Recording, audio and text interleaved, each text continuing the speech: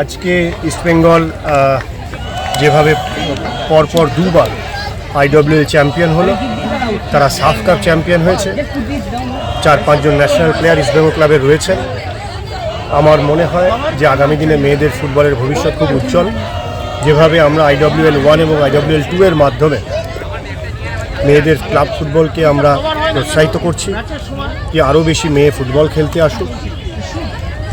ভারত সরকারের অস্মিতা বলে একটা প্রজেক্ট রয়েছে, অল ইন্ডিয়া ফুটবল ফেডারেশনের অস্মিতার মাধ্যমে 80টিরও বেশি শহরে মেয়েদের ফুটবলের লিগ আয়োজন করছে। এছাড়াও ভারতের যে মেয়েদের ন্যাশনাল টিম রয়েছে তারাও বিভিন্ন দেশে গিয়ে এক্সপোজার ম্যাচ খেলছে। আমি ভারতের সমস্ত মেয়েদেরকে আহ্বান করব তারা কেবলমাত্র ফুটবল দেখার মধ্যেই না থাকে, বরং স্বতঃস্ফূর্তভাবে ফুটবল খেলুক, ফুটবল পার্টিসিপেট করুক।